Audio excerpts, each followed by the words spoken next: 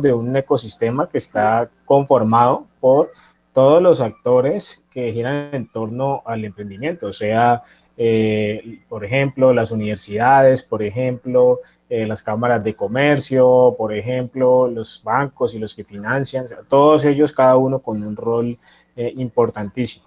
Pero aquí entonces hay una definición para ir aterrizando un poco más esos términos. Y dice lo siguiente: un ecosistema de emprendimiento es una comunidad de negocios donde un conjunto de individuos y organizaciones producen y asocian ideas de negocio, habilidades, recursos financieros y no financieros que resultan en empresas dinámicas. Entonces miren lo que dice aquí: no necesariamente es dinero, no necesariamente son recursos económicos. A veces lo que las empresas están buscando o los emprendedores buscan de esos ecosistemas es algo más específico, es algo técnico. Por ejemplo, están buscando algún tipo de apoyo tecnológico para desarrollar un prototipo, ¿sí? O un producto nuevo a partir de la actividad a la que se dedican. O de pronto están buscando, es un tema como de contactos y de relacionamiento, por ejemplo, para llegar a otros mercados o para internacionalizarse.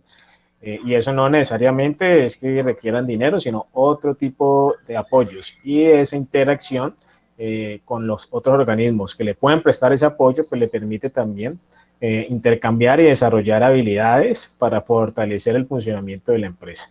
Entonces el ecosistema es muy valioso porque funciona siempre de manera dinámica. Y entre más dinámico y más sinérgico sea un ecosistema de emprendimiento, más fuertes y de mayor impacto son los emprendimientos que allí se gestan. Entonces, dentro de un rato vamos a empezar a hablar del ecosistema de emprendimiento, digamos, más extraordinario que ha existido en los últimos años. Profe, una pregunta. Qué pena ¿Sí? interrumpirte. Ok, Entonces, cuéntame. el Silicon Valley viene siendo un ecosistema de emprendimiento. Es correcto, Javier, me quitaste ahí la palabra de la boca. Les iba a decir justamente que el ecosistema, digamos, por excelencia, que es caso de estudio todo el tiempo y que siempre que hablamos hay que abordarlo, es Silicon Valley, que queda en los Estados Unidos, en la costa este, y que está, digamos, conformado por una cantidad de ciudades, porque uno escucha Silicon Valley y se imagina que es como una región, y no es una región, o sea, es un grupo como imaginario, pues, porque no tiene límites como tal, pero es un grupo, digamos, de ciudades en las cuales están ubicadas todas estas empresas de tecnología que prestan servicios para todo el mundo, pero que no son nuevas, sino que muchas de ellas vienen funcionando desde hace ya buen rato, inclusive desde aproximadamente 1950, 1960. Entonces ahí es donde arranca la historia y el contexto que yo les voy a explicar de cómo arrancó todo para que tengamos súper claro dónde surge y por qué aún hoy es relevante. Entonces, antes de meternos en el tema de Silicon Valley, yo quiero comentarles lo de los ecosistemas de emprendimiento, cómo inician la mayoría. Existe una forma de ecosistemas de emprendimiento que son los universitarios, que son los que proveen las universidades. Entonces, las universidades por medio de sus acciones, como por ejemplo actividades de fomento a la cultura emprendedora o programas de entrenamiento para emprendedores, ya sean egresados o estudiantes activos como ustedes. Todo eso lo que empieza es como a incentivar una dinámica ahí especial que hace que cada vez las personas salgan con una mirada distinta hacia el mercado real. Entonces, no necesariamente salimos todos a buscar en qué emplearnos, sino que muchos salimos es a buscar trabajar en una propuesta que tenemos clara y a la cual dedicamos todo nuestro tiempo y esfuerzo hasta que empieza a coger forma y a dar frutos e inclusive pues a generar empleos, que es uno de los resultados más importantes. Entonces, por ese motivo, esos ecosistemas de emprendimiento universitario son fundamentales porque son primarios, o sea, son de los que arrancan a trabajar en etapas muy tempranas con los talentos, con los emprendedores, y eso hace que al final sus resultados dinamicen también a la región y generen un aporte importante en términos de las empresas y de la innovación que aborda la región. En el caso pues de Cali, aquí todas las universidades, tal vez unas con más trayectoria que otras, desarrollan pequeños ecosistemas de emprendimiento. La ICESI con su café, el Startup Café, Javeriana con Campus Nova, Unicatólica también con su oficina de emprendimiento. O sea, todos tienen la forma de incentivar a su manera el desarrollo de un ecosistema universitario de emprendimiento, o un ecosistema mejor de emprendimiento universitario, como lo quieran mencionar.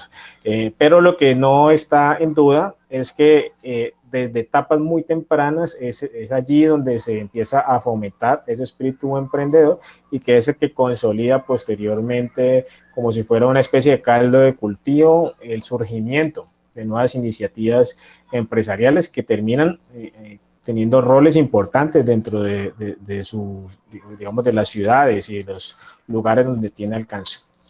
Entonces, hablando de ese tema de ecosistema, la primera vez que se usó el término donde se acuñó fue en los Estados Unidos, justamente allá en el estado de California, en Silicon Valley. Como les digo, no es una ciudad o no es una región como tal, sino es un sobrenombre que se le ha dado como a un sitio. Hagan de cuenta aquí, como nos dicen a nosotros en Cali, la capital, la sucursal del cielo. Entonces, allá Silicon Valley viene siendo como un símil para eso, pero para el ecosistema que representan. Entonces, lo que sí es cierto es que allá se configuró todo un enclave, como un clúster, como una aglomeración, digamos, de emprendedores de área tecnológica en un inicio.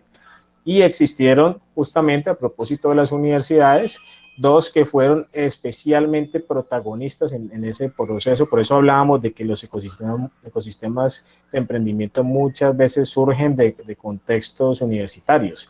Entonces, estamos hablando de la Universidad de Stanford y de Berkeley, que a la vez que empezaron a realizar unas acciones especiales, atrajeron otros actores que se llaman los capitalistas de riesgo, ¿sí? Esos capitalistas de riesgo son la gente o las compañías que tienen recursos y que están buscando en qué invertirlos. Entonces, como el viejo dicho que dice que la plata llama plata, la gente que tiene muchos recursos siempre está en pro de encontrar unas iniciativas con potencial, con mucho futuro, con mucha, digamos, expectativas de crecimiento, de convertirse en empresas valiosas, importantes, para invertir en ellas en etapas tempranas. Entonces, cuando invierten en etapas tempranas, luego cuando esas empresas se valorizan, esa inversión que hicieron se cuadruplica, quintuplica, se aumenta en varias veces, y obviamente luego a la hora de vender acciones o de retirar la inversión, pues el rendimiento es gigantesco, es mucho más de lo que cualquier otro tipo de inversión te puede generar, ¿sí?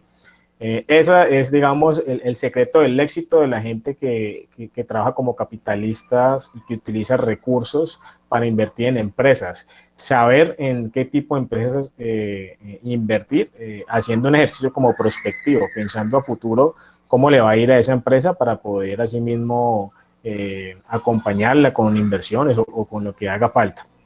Entonces, se llama capital de riesgo porque tienen una de dos posibles opciones, ¿no? O la cosa sale bien y la inversión resulta como se planeó, la empresa empieza a crecer, a prosperar y a generar unos rendimientos extraordinarios adicionales, que es lo ideal, o en algunas ocasiones la cosa no sale tan bien y esa empresa no da los resultados esperados y termina desapareciendo o siendo absorbida o comprada a un bajo precio por otra.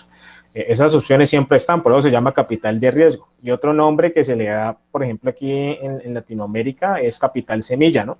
Que para mi gusto es como un nombre más romántico, pues por así decirlo, pero en la práctica es lo mismo, porque básicamente son recursos para apalancar el surgimiento y acelerar el crecimiento de las empresas. Entonces, con esos actores, la academia, con la constante generación de talentos que promueve, y el capital de riesgo, se empezó en un inicio a generar una dinámica interesante que terminó dando origen a empresas ultra famosas hoy en día, como es el caso de Hewlett Packard. Entonces, esto sí fue hace por ahí que eso fue como en 1970, si no me equivoco, donde dos egresados de la Universidad de Stanford, uno creo que se llamaba David Hewlett y el otro es de apellido Packard, fundaron, digamos, una empresa de tecnología que en ese entonces trabajaba especialmente con el gobierno, con el Estado, era proveedor tecnológico del Estado y trabajaban fabricando una gran cantidad de artículos pues electrónicos y hardware en general, y luego se fueron como especializando en el tema de sistemas, ¿no? Y los equipos de cómputo, impresoras y demás, que es como hoy conocemos y reconocemos desde hace muchos años a Hewlett Packard, ¿no? Una multinacional que se dedica a temas tecnológicos, y ese es un ejemplo de esos que surgen allá desde Silicon Valley, uno de los primeros. Bueno, entonces ya gráficamente vamos a ver en qué consiste la tal Silicon Valley, pues, y por qué es que es tan famoso y qué es lo que tiene de especial. ¿Listo? Arranquemos entonces por identificarlos a nivel visual. Esta zona que ustedes están viendo ahí como enmarcada, encerrada en rojo y por dentro amarillo, hay una cantidad de ciudades que hacen parte, digamos, de ese estado de California, que son como, hagan de cuenta aquí, Jamundí, Cali, Palmira, Cerrito, o sea, que están así, pues, son de gran cercanía, y todas ellas están plagadas de empresas de base tecnológica hoy en día, ¿sí? Muchas de esas empresas son las ultra famosas, por ejemplo Google, por ejemplo Apple. Aquí en donde estoy señalando que dice Cupertino, Cupertino es una ciudad de allá, y por eso siempre que hablan de los de Apple, dicen los de Cupertino, ¿sí? Es como si dijeran los de Cali, si hubieran salido acá. Entonces los de Cupertino son los de Apple, que tienen su casa matriz, digamos, su planta y su lugar, digamos, más representativo allá en la ciudad de Cupertino. Pero fíjense lo interesante de esto, y es que la existencia de estas empresas no necesariamente ha hecho que estas ciudades se industrialicen, o sea, que se vuelvan capitales, pues, y metrópolis. No, de hecho, muchas de estas ciudades tienen un poco, digamos, un valor bajo, un número bajo, perdón, de habitantes. Pero lo que sí ha incentivado la presencia de estas empresas es un ingreso per cápita alto. Entonces, las personas que viven en estas ciudades generalmente tienen ingresos superiores a los de la media del norteamericano, porque estas ciudades, obviamente, por sus características, contratan personal que tiene un potencial especial y que tienen que remunerarlo, pues, de una manera más significativa. Entonces, vamos a arrancar por explicar de dónde viene el nombre, ¿sí? Entonces, ese nombre, Silicon Valley, yo arranco por decirles que es accidentado, o sea, ese nombre está mal pensado, ¿sí? Porque si ustedes lo traducen tal cual, sería como Valle de Silicona, y es un error que se popularizó. Realmente el nombre que deberían darle, según la historia, es Silicon Valley. El silicio es un compuesto que está hecho, pues, de varios materiales minerales y que se utiliza mucho en la industria, pues, tecnológica desde esos entonces, desde esos tiempos, desde 1960, para la fabricación de esos procesadores o de semiconductores, o sea, todo lo que va por dentro de los equipos que utilizamos, de sus computadores con los que están conectados en estos momentos, de sus teléfonos celulares. Eso está lleno de transitores y de semiconductores que hoy en día están hechos de silicio. Pero en esa época no estaban hechos de silicio lo que estaban fabricando, sino de otro material que se llamaba el germanio. Y el germanio era como la tecnología anterior, pues, o sea, no era tan útil ni tan generador, pues, de corriente. Entonces no servía tanto como el silicio. Y hubo un personaje en particular que se llama William Shockley, por eso está escrito acá abajo, que fue el primero o de los primeros que empezaron a trabajar con silicio por allá en 1950. Y fueron los que empezaron a revelarle a todos los demás ese potencial que tenía el silicio para reemplazar el germanio y empezar a usar el silicio. Entonces, todas las pequeñas empresitas de la época que trabajaban casi todas haciendo lo mismo, o sea, fabricando semiconductores para todo lo que necesitaban y distribuir, pues, a todo el país, empezaron a utilizar, pues, el silicio. Y por eso es que salió el nombre de Silicon Valley, porque Valley viene de aquí, de esta zona plana que se llama Santa Clara, el Valle de Santa Clara, ¿sí? De ahí viene el Valley.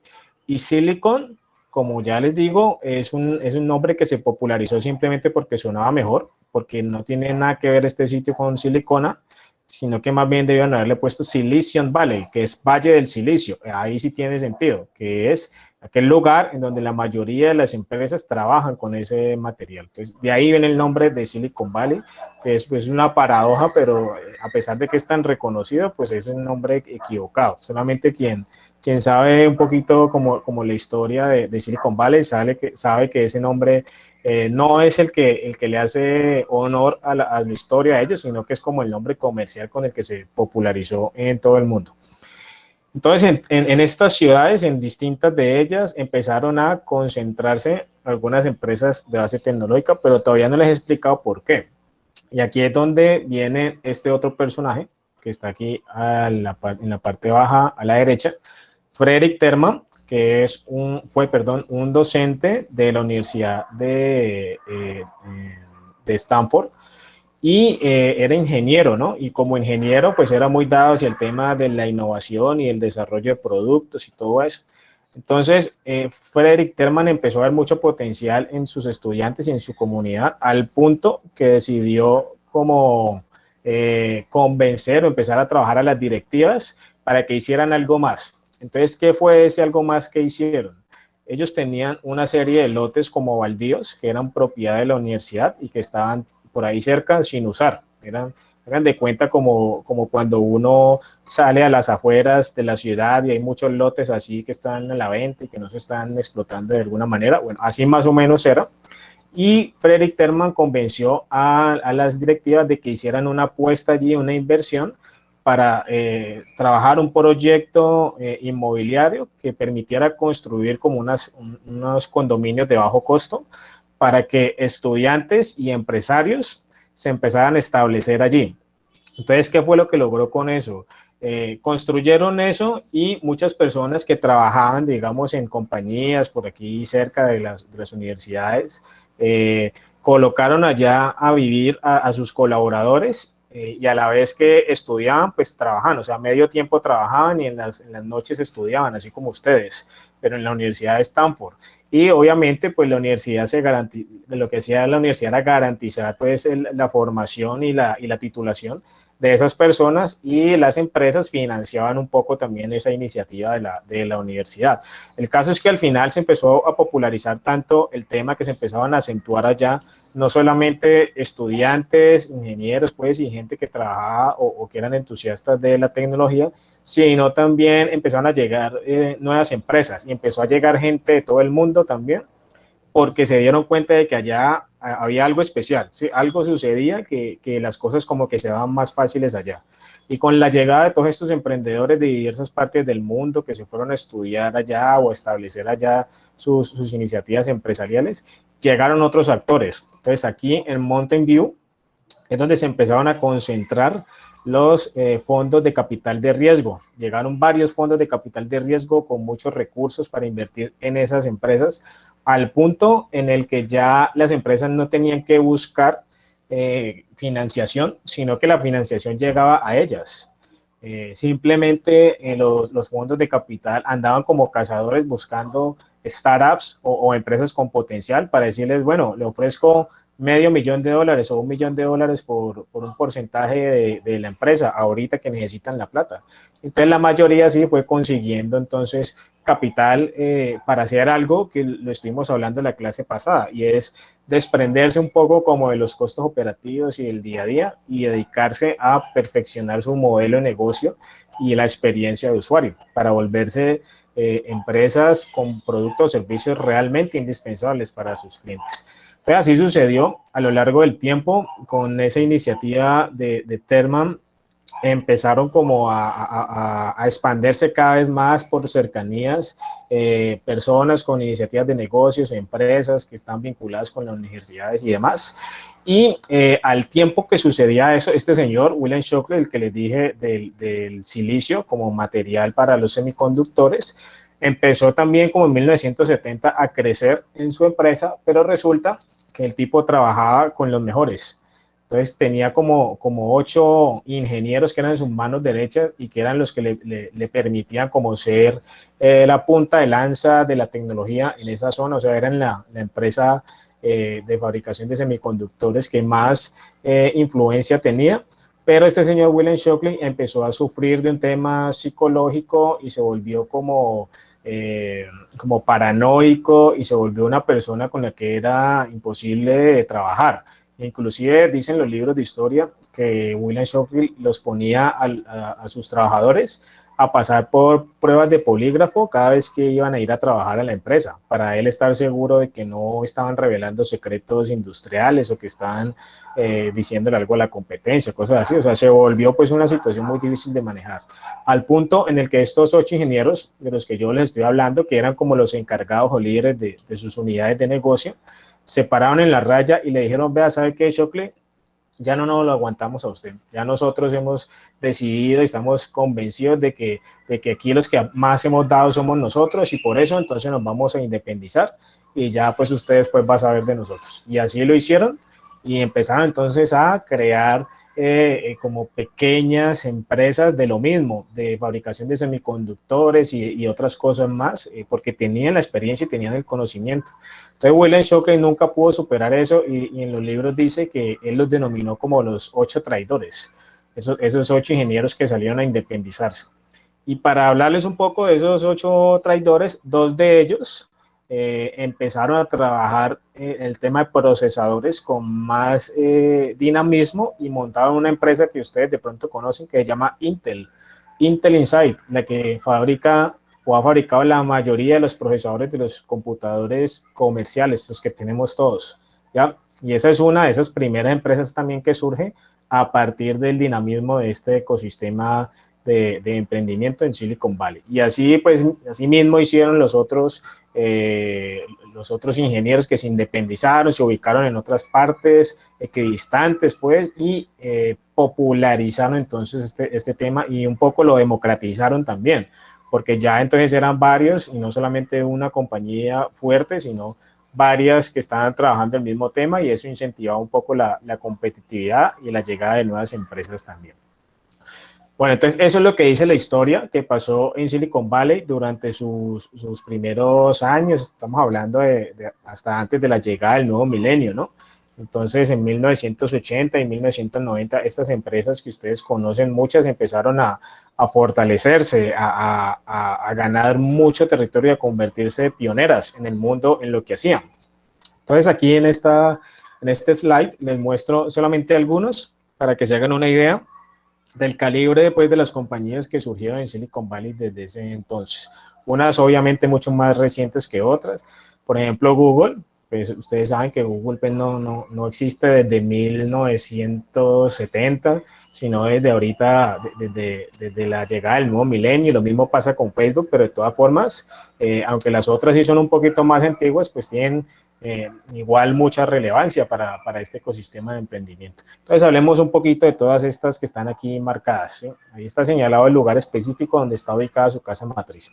Entonces, en el caso de Google, pues Google sí no creo que haya ni que presentarla, ¿no? O sea, son tan necesarios sus servicios que de hecho en estos momentos estamos conectados por una de sus unidades de negocio que es Meets, Google Meets, así como está Gmail, así como está el mismo buscador, así como están las otras herramientas de Google Analytics y formularios, pues, y todo lo que ellos hacen que se vuelven indispensables en el contexto laboral de uno, ¿no? Entonces, Google es una de las que está ubicada allá en Silicon Valley.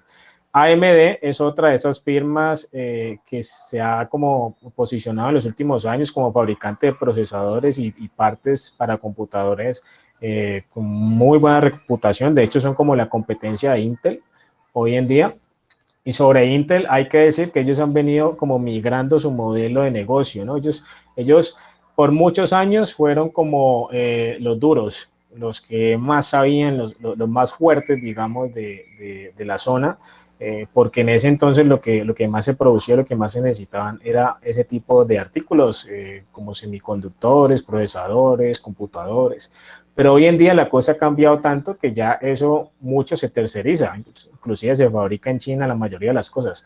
Bueno, y aprovecho para hacer una aclaración porque a uno le puede quedar como esa duda, ¿no? Yo les dije que silicio es un compuesto que está hecho pues a partir de una combinación de minerales y otras cosas más pues de origen mineral, pero eso no quiere decir que se extraiga de la tierra, ¿no? Obviamente aquí por toda esta zona no es que haya minas de silicio ni nada de eso, sino que se consigue otras partes, y aquí es donde se ha procesado y donde se ha fabricado los productos que la utilizaban como materia prima, ¿no?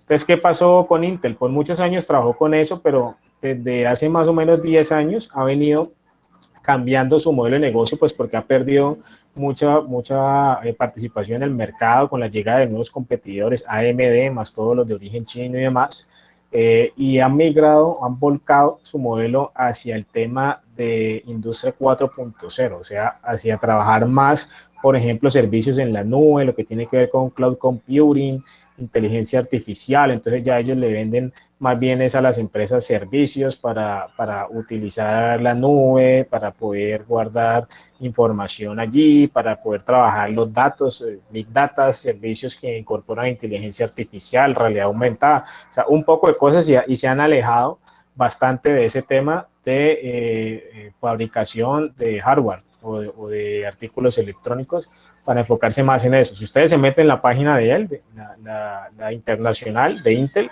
van a ver que la mayoría de los servicios ahorita tienen que ver con esa nueva industria. Entonces están tal vez yendo un paso adelante, entendiendo un poco como las nuevas dinámicas del mundo, ¿no?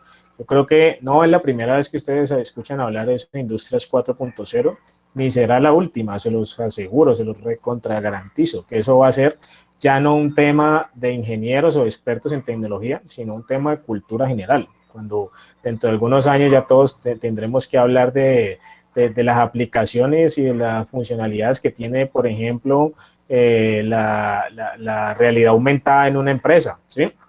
O, por ejemplo, el trabajar con los datos y la inteligencia artificial, ¿sí? El machine learning, como se le llama también, que es el estadio que está más arriba después de la inteligencia artificial, ¿sí? Cuando ya las máquinas empiezan a programarse para tomar decisiones ellas solas y otras cosas más, y para aprender, ¿sí? Ya la máquina, en el momento en el que los algoritmos permiten a las máquinas aprender y mejorar sus porcentajes de eficiencia, eso es machine learning, ¿sí? ¿Qué es lo que hacen los algoritmos de Google, por ejemplo, o de Facebook?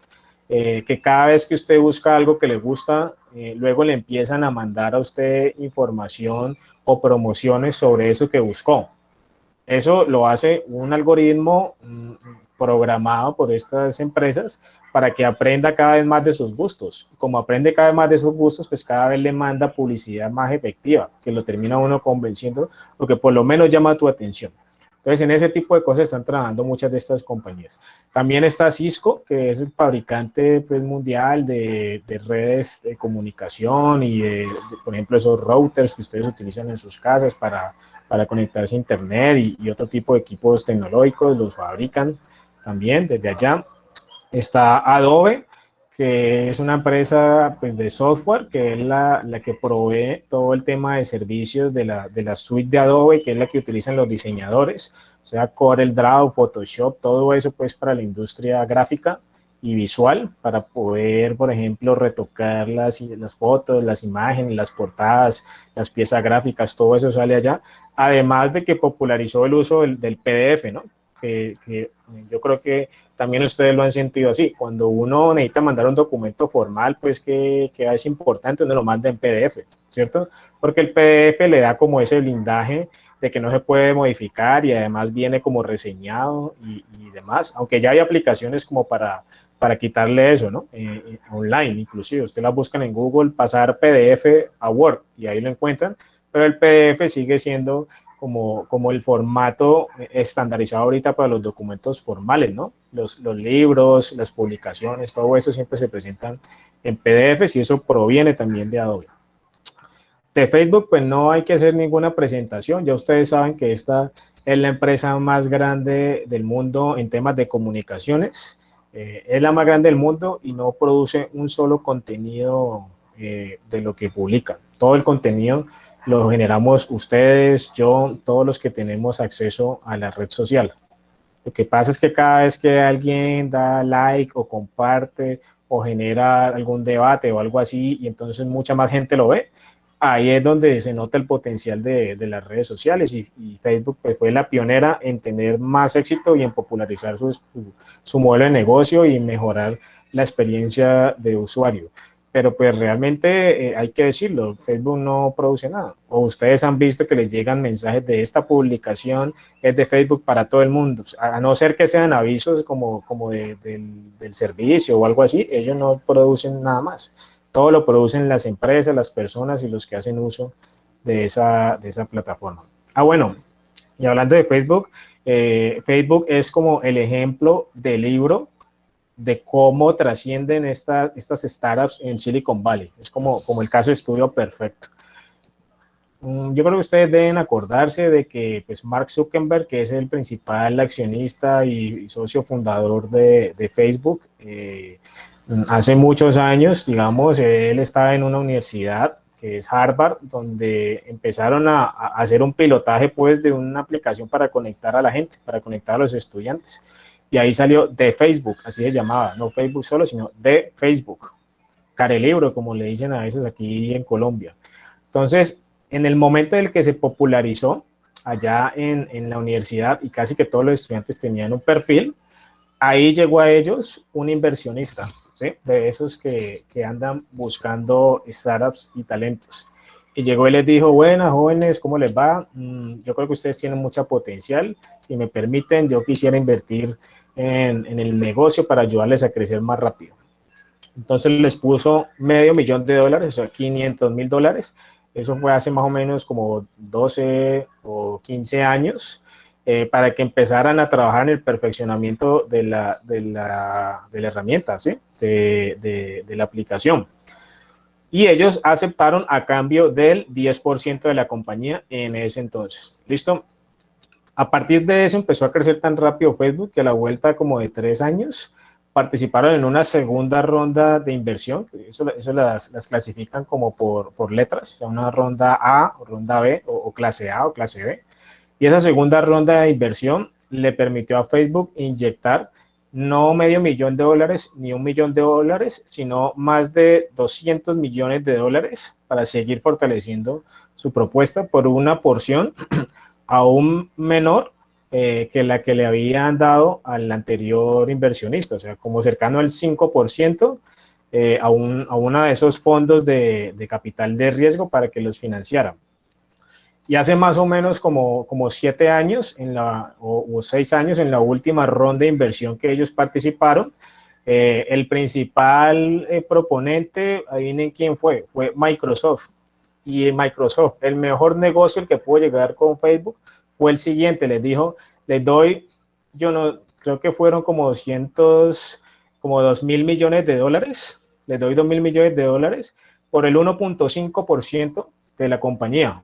Entonces, miren las proporciones. El primero que invirtió, el 10% a partir de $500,000. Y el último que invirtió, que es Microsoft, monstruo de mercado, igual de antiguo que Apple. O sea, eso sí arrancaron por allá en la época de 1970, más o menos.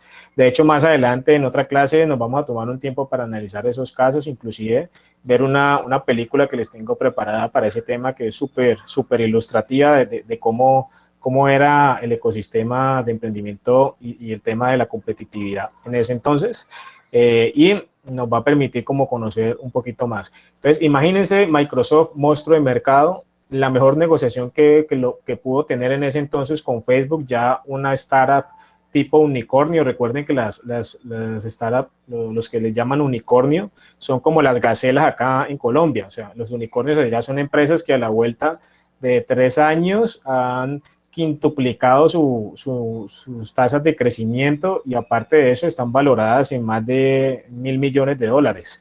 Entonces, ¿qué hizo Microsoft? Pues se aseguró una partecita ahí, así le costara mucho dinero, de una empresa que hoy en día vale mucho más de lo que le costó, digamos, esa inversión. Son empresas sumamente bien valoradas, y más cuando se reinventan constantemente.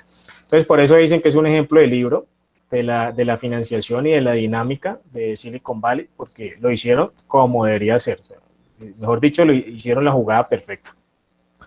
También está eBay, que fue la primera compañía de comercio virtual, inclusive desde antes del cambio de milenio. Ellos ya venían trabajando y dándose a conocer cuando existía una brecha digital grandísima. Nadie creía pues o no tenía claro el potencial del comercio virtual, cosa muy distinta hoy en día, ¿no? Yo me acuerdo que hace como 3 años, yo le preguntaba a mis estudiantes de la electiva, muchachos, ¿ustedes cómo les va con el comercio virtual o con el comercio electrónico? Me imagino que ya muchos están familiarizados. Y la verdad es que más de la mitad del salón me decían, profe, la verdad no. Nosotros preferimos siempre hacer compras presenciales porque yo he escuchado pues amigos míos que los tumbaron, que yo no sé qué, que eso no funciona bien, que una vez uno compró algo y le llegó fue un ladrillo. O sea, eso, había muchas historias y yo lo que pude fue hacer como un mapeo rápido y darme cuenta que por lo menos el 60% de los estudiantes no le apostaba a este tema del comercio virtual hace 3 años apenas, y gente joven, como la mayoría de ustedes que se supone que somos muy como nativos digitales, o por lo menos le damos buen manejo.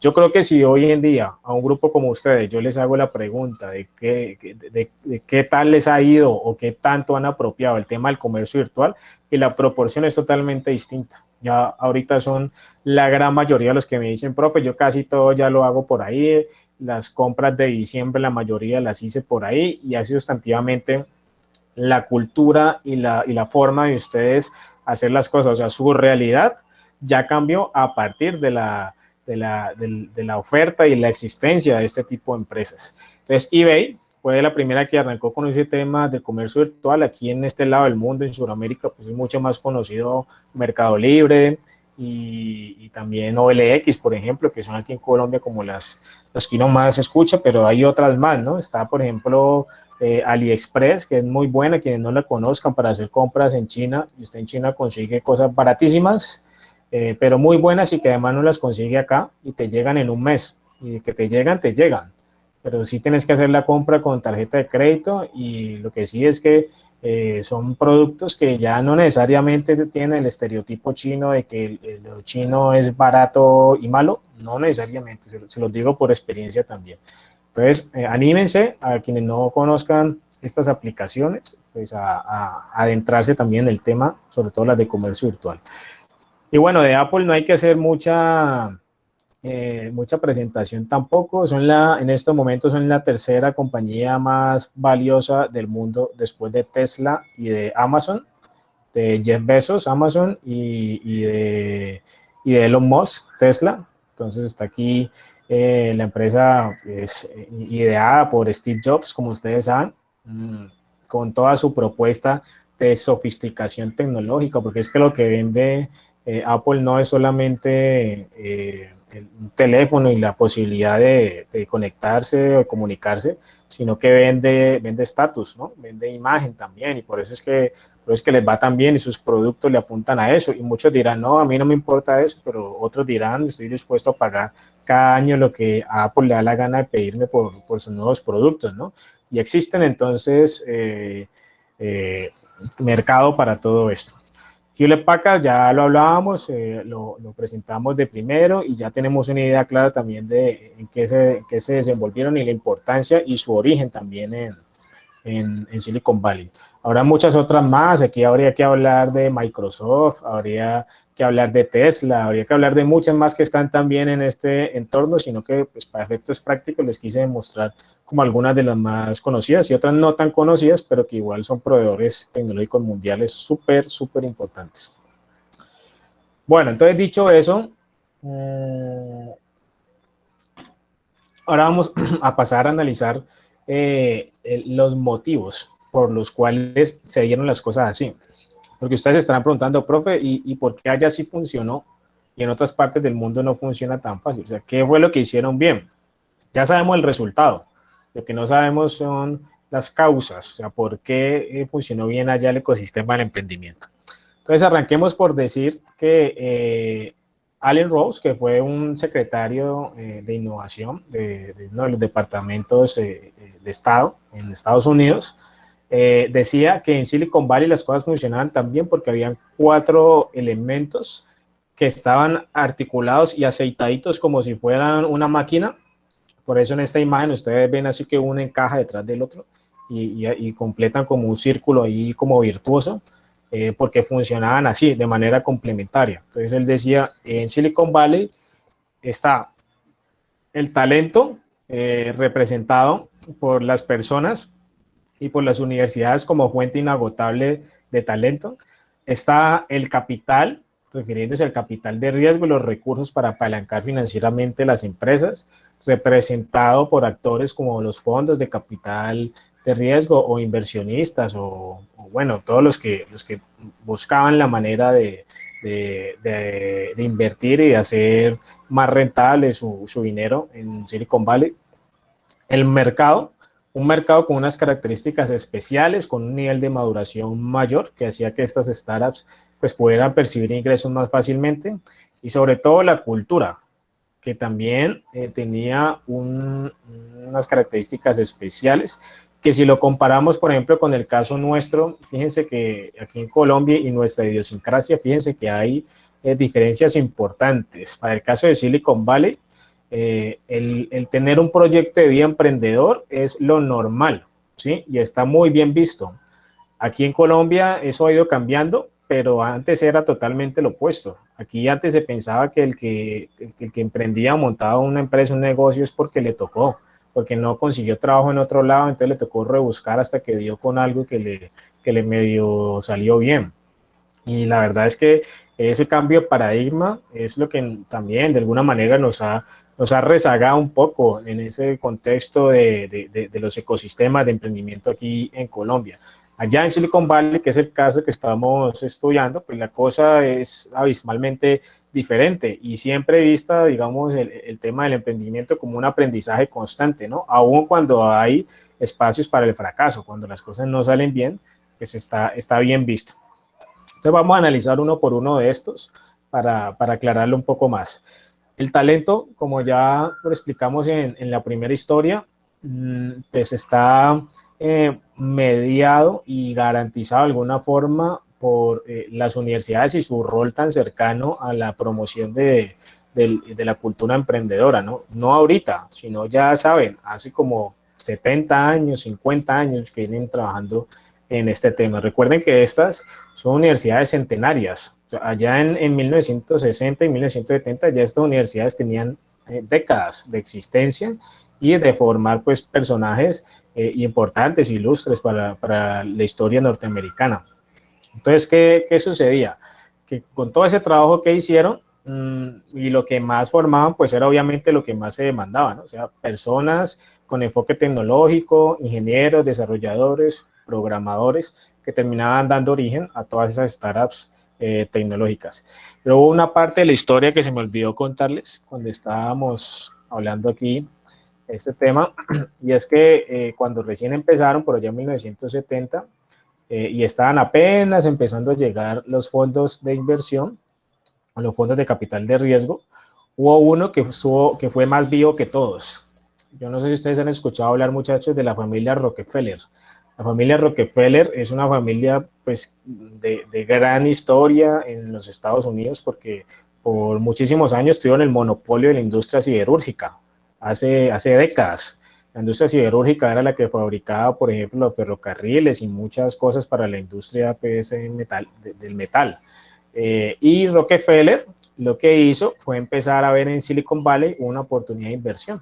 Entonces cogió varios milloncitos, una plática que tenía, y además convenció como a sus amigos también ricos y les dijo, venga, empecemos a mirar para acá, aquí esta cosa se va a volver algo importante, vale la pena empezar a meter plata, y fueron de esos primeros inversionistas que promovieron la llegada de capitales de riesgo, que aprovecharon después, por ejemplo, los 8 traidores de los que les hablé, que trabajaban con Shockley, y toda la industria del silicio que se desarrolló a partir de personajes como los Rockefeller, que empezaron a apoyar esa industria y su crecimiento. Bueno, entonces ya hablamos del talento, ahorita vamos a hablar del capital de riesgo y explicarles un poco más del concepto que pueden ser nuevos, esos otros dos que ustedes están viendo ahí, son business angels o ángeles inversionistas. Son aquellas personas que no necesariamente tienen la figura corporativa o empresa, sino que son personas con acumulaciones de capital que están buscando en qué invertir. ¿Sí? O sea, gente con plata que está buscando en qué invertir para que le den un retorno. Y están las incubadoras, que las incubadoras sí tienen un rol diferente muchas veces a los inversionistas, porque es un acompañamiento más cercano, ¿no? Entonces ese acompañamiento es de asesoría, es de mentoría a las startups y a las empresas para llevarlos como paso a paso en el crecimiento de sus propuestas. Inclusive existe la figura de preincubación o preincubadoras, que son las que funcionan en las universidades. Cuando cogen estudiantes que apenas tienen una idea y los ayudan a pasar al hacer, que es una palabra que usamos mucho en esta clase también, volverse hacedores y generar entonces prototipos que puedan validar en el mercado. Muchas veces estas mismas incubadoras también tienen el rol de financiación y le ofrecen también recursos a esas empresas para avanzar más rápido. Lo cierto, muchachos y señoritas, es que el capital de riesgo es indispensable si una empresa quiere crecer rápido. ¿Ya? Un contraejemplo a esto sería IKEA, no sé si se han escuchado hablar de esa empresa. IKEA es una compañía de origen sueco que fabrica muebles, pues, y todo tipo de mobiliario, asientos y muchas cosas súper novedosas y súper atractivas, pues, visualmente, pero ellos siempre tuvieron por política que iban a crecer a su ritmo, o sea, no iban a buscar financiación de nadie, no iban a aceptar financiación de inversionistas de ningún tipo, sino que a partir de sus utilidades es que iban a empezar a crecer. Y obviamente pues les ha tomado 40 años ser una empresa reconocida así en su medio, pero ni de cerca a estas startups o estas empresas que sí han participado por rondas de financiación que les ha permitido catapultar su crecimiento de manera exponencial. Entonces lo que logró IKEA en 40 años, estas empresas perfectamente lo lograron en 4 o 5 años con el acceso a ese capital de riesgo que pudieron obtener. Por eso es tan importante, miren lo que dice aquí al final de esta frase, de que les permitió olvidarse de su modelo operacional, o sea, de ganar plática para el día a día, para dedicarse en el modelo de enamoramiento, que es el de largo plazo, en el que pueden convencer a sus clientes de recomprar, de fidelizar y de todo lo que termina generando retornos mayores. Está también este tema del mercado, que lo hablábamos, que es un mercado mucho más maduro y el de Estados Unidos, y aquí me gusta también colocar algunos ejemplos y unas comparaciones con el caso nuestro en Colombia.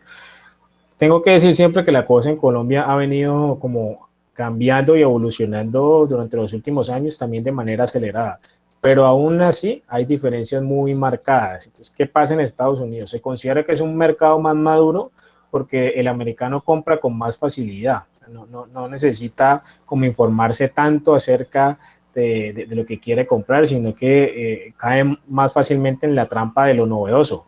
Y por eso es que uno ve que hay gente que hace filas en las tiendas, bueno, las hacían antes cuando se podía, en las filas de Apple, por ejemplo, o de Samsung, o de algunas otras empresas cuando sacan nuevos productos, ¿no? Aquí en Colombia somos un poquito más analíticos a la hora de tomar esas decisiones y allá, por ejemplo, también utilizan la tarjeta de crédito de una forma mucho más natural.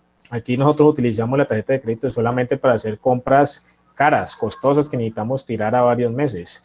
Pero allá la tarjeta de crédito es como la tarjeta débito acá de nosotros. Allá se utiliza para todo. Compras de una comida rápida con tarjeta de crédito. Compras de una tanqueada de gasolina con tarjeta de crédito. Compras de una ida a cine con tarjeta de crédito y luego se paga todo. Y así, digamos, esa cultura lo que hace es que se facilite también el gasto y la toma de decisión de consumo que termina beneficiando a esas empresas. ¿Por qué? Porque pueden recaudar y vender con mayor facilidad. A eso súmenle que en Estados Unidos pues es un mercado de 300 millones de personas y aquí somos, ¿qué? Somos 45 millones según el último censo. Entonces, claro, mucha más plata para poder, muchas más personas dispuestas a gastar para poder apalancar estas empresas. Y por último, pues el tema de la cultura también es importante porque, como les explicaba hace un rato, hay lugares donde está bien visto el proyecto de emprendedor, aunque no consiga el resultado esperado. Yo no puedo generalizar los casos, pero sí sé que la idiosincrasia nuestra colombiana nos lleva mucho más a pensar en buscar algo más estable. O sea, no es extraño que a ustedes, por ejemplo, sus papás o sus abuelitos o alguna persona cercana les diga que se va a poner usted a improvisar y a buscar ahí cosas que ni sabe cómo le va a ir. Busque más bien un trabajo donde tenga algo estable y pensiones y ahí, y luego viva tranquilo, ¿sí? Esa es como la forma como nos han criado y ya las nuevas generaciones pues, no lo ven tan así, pero de todas formas es un proceso que hace parte de nuestra idiosincrasia y que hay que cambiar y que todos, sobre todo desde la academia, aportamos un poco para cambiar ese paradigma mental que muchos tenemos. Y pues por otra parte, está el tema de que ya la cultura emprendedora y los actores del ecosistema, pues cada vez son mucho más visibles, ¿no? Uno escucha más fácilmente del rol de todos ellos, escucha que hay empresas que están tomando importancia, hasta en los mismos noticieros, uno ve que hablan de emprendimiento a cada rato. He visto noticieros como por ejemplo Caracol, donde sacan emprendedores todos los días en las emisiones y los promocionan y les sacan sus datos y demás para poder apoyar el tema, cosa que hace algunos años no funcionaba. Y a eso súmenle también que tenemos desafortunadamente el lastre de la cultura del narcotráfico, ¿no? Que es el que nos enseñó a conseguir las cosas fáciles y rápido, sin esfuerzo, sin trabajo. Que termina afectando a muchos de nosotros, pues lo que yo les contaba al principio de la clase, ¿sí? O sea, yo soy víctima de esa cultura, de los ladrones que les gusta conseguir las cosas fáciles y sin esfuerzo, solamente pues, amenazando a las demás personas para quitarle lo que se han comprado con esfuerzo. Entonces, mientras no pensamos, digamos, esa cultura de las cosas fáciles y rápidas, también vamos a tener cierto nivel de rezago hacia el surgimiento de una cultura emprendedora que pueda llegar a cosas más de mayor impacto.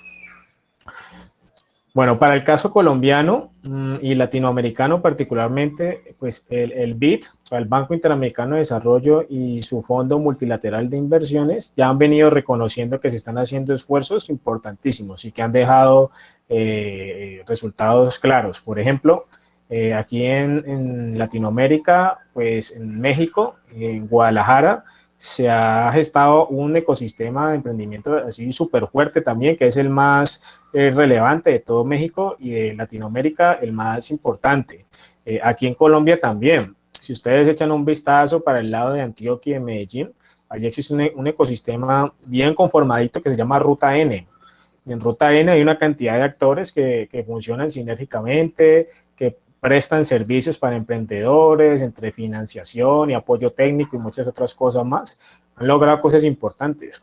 Tengo entendido que ahora mismo están como en medio de una disputa por temas políticos y demás, con el cambio pues de liderazgo de la última administración pues de la alcaldía allá y todo eso, pero seguramente van a resurgir y van a retomar el rumbo que traían, porque sí hay que decirlo, a nivel nacional son los que mejores resultados tienen, inclusive por encima de Bogotá y obviamente por encima de Cali también, aunque aquí se han hecho cosas importantes también. Lo que pasa es que no es el momento aún de hablar de eso, porque estamos hablando del contexto internacional. En la clase siguiente sí ya abordaremos el caso nacional. Bueno, entonces ya para terminar esta parte conceptual y explicación histórico, me falta comentarles como un complemento que surgió después de un tiempo, ¿sí? Con esa explicación que yo les di de los 4 elementos, talento, mercado, capital de riesgo y cultura. Luego apareció un académico, se llama Daniel Eisenberg, del Babson College, que dijo, sí, todo eso es cierto, pero a mí me sigue faltando algo. O sea, a mí me siguen haciendo falta como que el ecosistema no está completo, como que falta algo más, falta algo para hacerlo más claro. Entonces hizo una investigación interesante y la publicó pues en una de las revistas más prestigiosas de negocios, que es de la Universidad de Harvard, Harvard Business Review, hace ya varios añitos, y definió lo que se conocen como los dominios del ecosistema del emprendimiento, y dijo que son 6, digo, no son 4, son 6, y van a ver por qué. Entonces, estos son los 6 dominios del ecosistema de emprendimiento que aún hoy en día se reconocen y se identifican como algo actual, como algo real.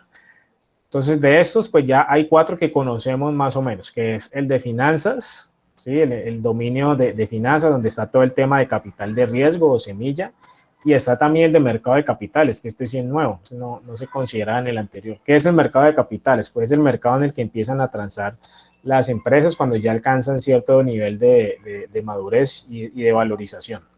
El mercado de capitales o el mercado de valores es donde se transan las acciones de las empresas. Entonces, ¿qué hace una empresa cuando crece suficiente y quiere entonces generar otro tipo de resultados o tomar decisiones estratégicas? Una es, venden la compañía a otra compañía más grande y hacen un negocio millonario, como lo hizo, por ejemplo, PayPal de Elon Musk con AOL, que le vendió pues esa startup hace muchos años. O la otra opción es que diversifiquen y participen en el mercado de capitales, generando pues unas opciones de inversión privada para la empresa a partir de la oferta de acciones, ¿no?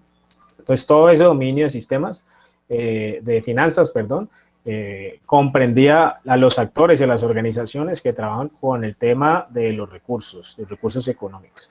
Aquí en el de cultura, pues también, ya lo sabemos, entrarían todos los que trabajan el tema de las historias de éxito, de apropiar de manera más sólida como normas sociales el proyecto de emprendedor y lo que se puede alcanzar con eso. Este capital humano, que es donde están de nuevo las universidades, pues es doblemente importante porque no solamente de ahí sale el talento emprendedor, sino que también sale la fuerza laboral que entra a trabajar en esas nuevas empresas, en esas startups, y se convierte en una fuente inagotable de talento humano y de educación, pues, y de formación para todas las personas. Está el mercado, el dominio de mercado también, que es el que veníamos hablando, donde está esos clientes y esas redes y esos distintos contactos y compañías, organizaciones que trabajan con ellos para que logren ser, digamos, un mercado más maduro y que termine facilitando también las posibilidades de hacer transacciones y compras a esos nuevos emprendimientos.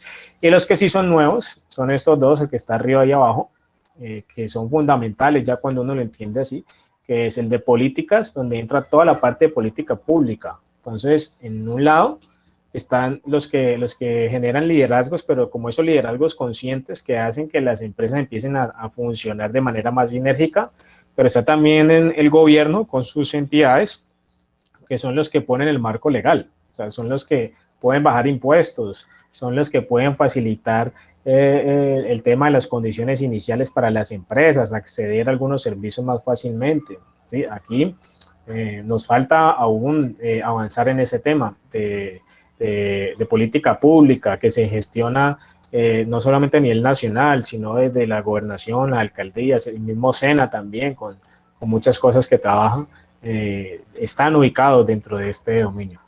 Y por último, pues está el de servicios, donde están todos los que de manera transversal prestan apoyos a los emprendedores y a las empresas.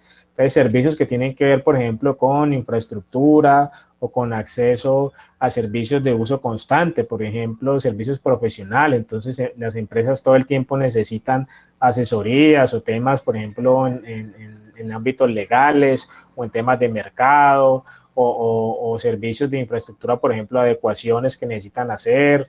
Es decir, ese tipo de servicios que son transversales encajan y están ubicados dentro de este dominio del ecosistema, el de servicios. Inclusive se dice que las organizaciones no gubernamentales pues también hacen parte de este dominio con los distintos tipos de servicios que pueden trabajar con las empresas.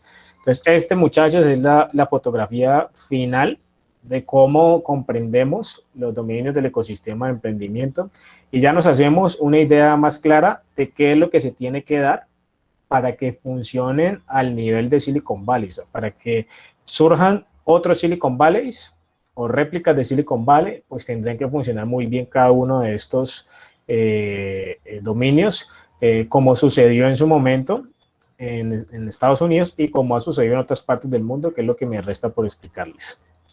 Bueno, antes quiero hacer una pausita para tomar agüita, pues que he hablado mucho hoy, y abrir el debate un poco por si alguno de ustedes quiere como colocar un ejemplo o dar una opinión o de pronto hacer una pregunta acerca de lo que acabamos de explicar de Silicon Valley. Sería chévere. Entonces, el micrófono ahí está abierto para el que quiera aportar.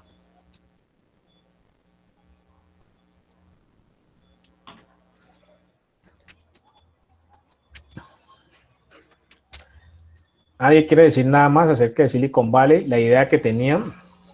¿Sí es coherente con lo que les acabo de explicar, muchachos? ¿O se imaginaban otra cosa?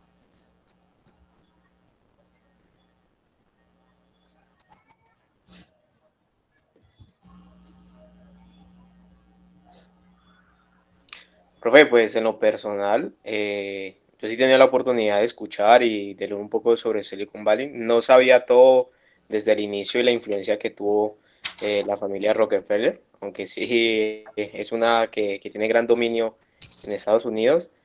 También es importante tener que lo que influye o lo que influyó más es el tema cultural. Usted mismo le indicó con la parte del consumismo que hay en los Estados Unidos, pues si le hacemos una comparativa con Colombia, pues realmente nos quedamos muy, muy cortísimos por la cuestión de que a nosotros nos enseñan a ser empleado y en nuestro círculo más cercano, en la universidad incluso, uno siente que es más seguro trabajarle a alguien y no tomar ese riesgo de ser emprendedor que iniciarlo. Y realmente, o sea, es una cuestión ya cultural y personal que uno empieza a tomar conciencia, a cambiar. Y pues, un gran ejemplo el de Silicon Valley. Y pues yo creo que más adelante también en Colombia va a haber sus potenciales, ¿no? Y qué bueno ser uno parte de ese mercado.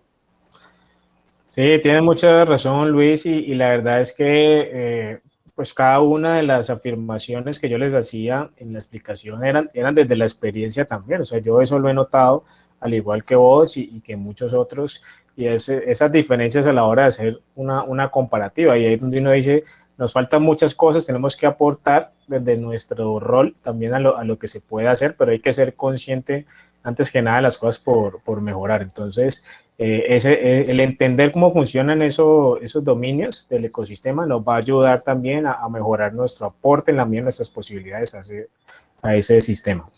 Bueno, muy bien. ¿Alguien más quiere decir algo acerca de Silicon Valley? Profe, a ver, el concepto pues está claro de lo que tenía como pensaba el Silicon Valley, pues lo que usted acaba de explicar pues me aclara un poco el tema. Y pues en Colombia pues es difícil. Yo he tratado de establecer proyectos de emprendimiento, pero no sé si es la cultura, no sé si es el mismo estado o la misma facilidad o la misma dificultad que le ponen a uno para uno emprender un proyecto aquí que se me hace totalmente difícil tratar de establecer un proyecto de emprendimiento. Y entonces uno siempre termina como yendo a la empresa, como terminando en ese círculo. Yo estaba trabajando en laboratorios Baster. La idea de renunciar de laboratorios Baster era precisamente emprender con una empresa y establecer pues como mi propio rumbo en ese sentido. Y al final se me hizo complicado y terminé en otra empresa. Entonces, es supremamente complicado. A veces uno no siente como el apoyo del gobierno en esa parte de emprendimiento. Entonces, es muy difícil aquí establecerse, pero hay que intentarlo. Sí, Javier, mira, yo pienso igual que vos que en Colombia es difícil hacer empresa y, por ejemplo, el tema impositivo castiga mucho. ¿Sí? De hecho, esa es una de las principales quejas de los empresarios, sobre todo los que están durante sus primeros años, y es una de las principales razones por las que muchas empresas se quedan también en ese valle de la muerte, del que estuvimos hablando en una clase anterior. Pero de todas formas, pues hay que trabajar en pro de lo que uno puede como aportar también al sistema. Y hay una recomendación que yo le hago mucho a los estudiantes, como vos, que a veces me han abordado y me han dicho, profe, es que yo estoy pensando en tomar una decisión. Y esa decisión puede ser el retirarse de la empresa para dedicarse a otra cosa. Y mi respuesta en esos casos siempre ha sido, no lo haga. Es un error. O sea, usted renunciar a un trabajo que tiene por dedicarse a un emprendimiento, por más que le apasione y por más que le tenga fe, es un error. ¿Sabe cuál es la forma que yo, ¿No?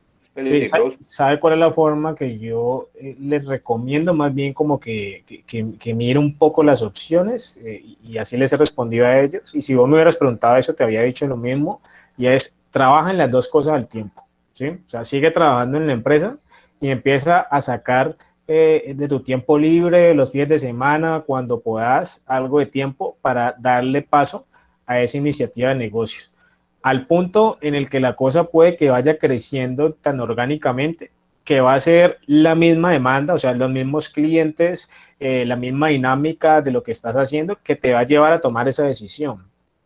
Pero nunca es bueno dar el salto de fe así sin tener, digamos, el convencimiento y también la cercanía con los clientes y la dinámica básica para poder dedicarte de lleno a eso, porque termina pasando lo que vos decís. Uno vuelve y busca empleo porque no le fue bien.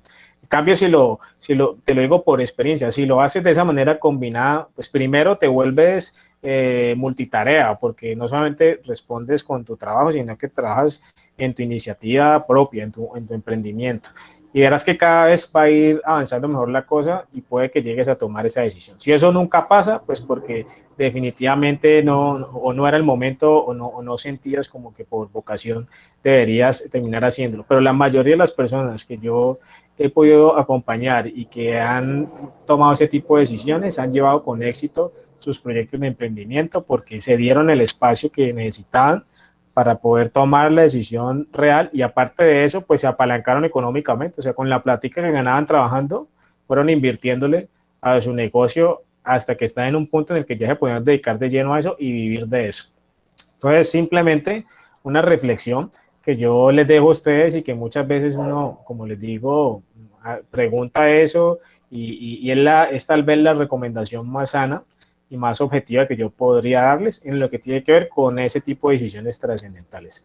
Entonces, muy bien, Javier, gracias por tu participación y el ejemplo que pusiste. Bueno, vamos entonces a hacer una pregunta también para completar este tema que me falta por explicarles. Si yo les pregunto a ustedes por Israel, o sea, el país de Israel, la nación, allá en el Medio Oriente, ¿qué es lo primero que se les viene a la cabeza? ¿Qué se imaginan? Petróleo y guerra. Muy bien, John. Muchos pensábamos... Palestina, señor. Exacto, la guerra del historia. ¿Cómo, Jairo? Y potencia económica mundial. Una cultura. Religión. Muy bien, Jessica. O sea, todo lo que ustedes dicen es verdad, pero yo les quiero decir que es una mirada incompleta de Israel y tal vez lo que les voy a explicar ahorita nos va a ayudar a entenderlo. Por allí alguien dijo potencia innovadora y tiene mucha razón. Tiene mucha razón. Entonces vamos a explicar de manera bien concreta qué es lo que pasa con Israel. Miren, arranquemos por describir un poco Israel, ¿no? Israel es un país que, digamos, como república, como tal, es relativamente nuevo, ¿no? Si ustedes dan una mirada a Israel a partir de los años 80 hacia atrás, era un estado fallido. Era un estado el que solo es guerra, solo es muerte y pues la migración de sus nacionales fue algo normal. Les pido el favor que pongan el micrófono en silencio para que no intervenga. Muchas gracias. Entonces, ¿qué sucedió con Israel después como de la década de los 80? Empezó a darse un cambio extraño, ¿sí? Recuerden ustedes que Israel siempre es el que ha estado apoyado por Estados Unidos para toda, digamos, esa guerra del Medio Oriente y religiosa, pues, que se ha dado en la franja de Gaza y todo eso durante muchísimos años. Siempre ha sido Estados Unidos e Israel contra el resto del mundo, ¿no? Además de las diferencias ideológicas que tienen y demás. Entonces, ¿yo qué les puedo decir de Israel? Israel es un país que sufrió una transformación importante y que es más pequeñito de lo que ustedes imaginan. A hoy, Israel tiene un poco más de 8 millones de habitantes. Aquí en Colombia somos 45 millones de habitantes. Pero el PIB, el Producto Interno Bruto, o sea, la sumatoria de toda la economía, de todo el producido de la economía, en Israel es el triple que el de Colombia, a pesar de que tienen digamos, una población muchísimo menos. Entonces, ahorita vamos a empezar a analizar los motivos, por qué es que funciona así. Entonces, hay que empezar a pensar desde el principio, desde la base. Arranquemos por decir que pues, Israel, ustedes lo dijeron, es un país con una historia religiosa muy, muy marcada, pues allá la capital es Jerusalén, ¿sí? Pero resulta que existe una segunda capital que es reconocida como la capital de la diversidad en el mundo entero, que es Tel Aviv. Entonces, Tel Aviv es ese sitio que es comparable con Silicon Valley y le llaman Silicon Wadi, ¿sí? Es una cuna, digamos, del pensamiento divergente, de startups y de empresas que han surgido a partir de innovaciones tecnológicas importantísimas que tienen muchas causas y ahorita las vamos a analizar. Estamos hablando primero del tema religioso, ¿sí? Entonces, ¿qué pasa en Israel? En Israel, cerca del 80% de la población son judíos, o sea, son de religión judía. Y los judíos históricamente han sido personas que son muy, digamos, propensas y dadas al estudio. Les gusta mucho estudiar. Casi todos los judíos tienen niveles académicos altísimos, o sea, son doctores y generan aportes a nivel de desarrollo de patentes y de invenciones y de muchas cosas muy relevantes para el mundo entero. Y muchos están concentrados allá en Israel. Pues esa cultura, digamos, del judío que lo lleva a enseñarle a su familia que hay que estudiar, que hay que ser bueno en lo que se hace, que hay que continuar, digamos, estudiando para poder hacer las cosas, pues esa disciplina los ha llevado a generar unos resultados importantes. Entonces, ¿cuáles han sido esos resultados importantes? En Israel, todas las empresas de Silicon Valley tienen centros de investigación y desarrollo para aprovechar el talento y los cerebros, pues por así decirlo, que surgen en Israel a partir de esa cultura de la educación, ¿sí? Más o menos 80 de las 500 empresas más grandes del mundo tienen centros de investigación y desarrollo en Israel, ¿sí? Entonces, ¿cuáles tienen allá que son de las más conocidas? Microsoft, Apple, Google, todos tienen centros de investigación y desarrollo. Y muchos de los productos que sacan no surgieron en Silicon Valley, surgieron allí, en Israel, sino que uno no se da cuenta de eso.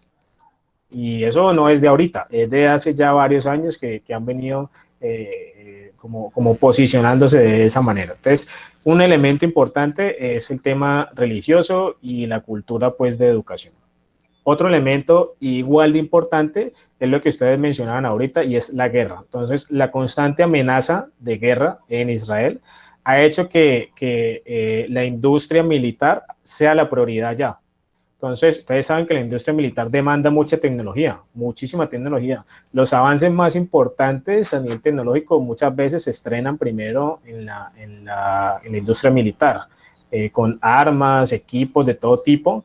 Y lo que pasa en Israel es que ellos por muchos años han venido priorizándose en esa industria militar, pero no necesariamente para la guerra, sino que la han utilizado con segundas intenciones muy bien pensadas. Y es que todo lo que se desarrolla para la industria militar termina teniendo salida comercial. Por ejemplo, si desarrollan un arma nueva, esa arma le buscan, digamos, algunos de los componentes que tienen para sacarle salida comercial. Por ejemplo, sacan entonces miras telescópicas a partir de los nuevos desarrollos que hicieron, y eso no se vende como un arma, sino que se vende como un desarrollo nuevo, diferente, que tiene demanda por parte del mercado mundial. Entonces, todo lo que han desarrollado para la industria militar termina teniendo salidas comerciales, y eso no funciona así en todas partes. Y también, digamos que hay que decirlo, ha funcionado así de bien porque la relación y la coherencia con las universidades de Israel, que son también ultra famosas a nivel mundial, es que conectan directamente con lo que investigan con las necesidades del sector real. Entonces, todo lo que se desarrolla allá, todo lo que se está trabajando y todas las invenciones que salen, tienen prácticamente un destino claro, un cliente que está dispuesto y vamos a pagar por eso, y que casi siempre es de origen internacional, porque como Israel es tan pequeño, pues su mercado local es igual de pequeño, entonces siempre han producido para el mundo entero. Ellos nunca han producido para su mercado local, sino para exportar al mundo entero, y por eso es que la balanza comercial de Israel es tan favorable hacia el lado de las exportaciones. Importan sí lo que necesitan porque no lo producen, pero exportan muchísimo de lo que hacen. Entonces, esa situación ha hecho que toda la investigación que se produce pues sea doblemente utilizada, y ahí es donde han llegado pues los más sagaces de las empresas de Silicon Valley a decir no, tenemos que aprovechar esos ingenieros, esos desarrolladores que están formando allá, que son buenísimos para nuestras empresas y para nuestras industrias, y los vinculan a muchos de ellos, pero al mismo tiempo surgen muchas startups que también dan importantes avances para el mundo. Para ponerles un ejemplo, en Israel, hace más o menos 10 o 12 años, se desarrolló el código que hoy en día utilizan la mayoría de los programadores y los diseñadores para hacer aplicaciones y para hacer sitios web y todo eso que es PHP, ¿sí? Que antes no se utilizaba. Entonces, eso uno no lo sabe, pero fue una de esas grandes aportes de Israel para el mundo tecnológico, ¿sí? Y son muy fuertes en temas de biomedicina también, y como les digo, en la industria militar, que tiene N cantidad de aplicaciones. Adicionalmente a eso, hay otro elemento que terminó de rematar súper bien esa dinámica durante los últimos 40 años que ha tenido Israel, y es un programa especial que se llamó el YOSMA. El YOSMA es un programa de gobierno que empezó hace 20 años y que lo que hizo fue proponer la creación de 10 fondos de capital de riesgo con recursos públicos, ¿sí? Entonces, esos 10 fondos de capital de riesgo empezaban a decirle a las empresas extranjeras: venga, invirtamos de manera compartida, yo pongo la mitad y usted ponga la otra mitad. Entonces trajeron capital extranjero, inversión extranjera, y para convencerla les dijeron, si nos va bien en el negocio, usted me devuelve a mí como Estado lo que yo invertí, ¿listo? Y nada más, de ahí en adelante, pues lo que consiga es suyo. Pero si nos va mal en el negocio, pues compartimos la pérdida. Entonces era como el socio perfecto, más o menos. Si me iba bien, solamente me pedía que le pagara la partecita a él, y si le iba mal, me pedía que compartiéramos por mitad de las pérdidas. Entonces, muchos más fondos de inversión y muchos más inversionistas de riesgo llegaron con plata, con recursos, a tal punto de que pasó lo mismo que en Silicon Valley. Entonces, allá las empresas no tenían que buscar capital, simplemente llegaba a ellos distintas ofertas, y antes se daban el lujo de escoger el que mejores valores agregados le ofreciera, porque no es solo la plata, ¿no? Son contactos, apoyo técnico, bueno, muchas otras cosas que se necesitaban. Entonces, esa, digamos, fue otra de las cosas que funcionó bastante bien. Hoy en día tiene más de 500 fondos de inversión en Israel, donde proveen constantemente recursos de capital para todas estas empresas, estas startups que surgen desde allá. Me acabo de acordar de otra que de pronto conocen, que es de origen israelí, Waze, la aplicación de geolocalización para uno moverse de un lugar a otro, que te muestra la ruta más rápida, es de origen israelí, ¿sí? Que luego la compró, creo que fue Google, si no estoy mal, quien la compró por muchos millones de dólares, pero pues surgió como una startup desde Israel.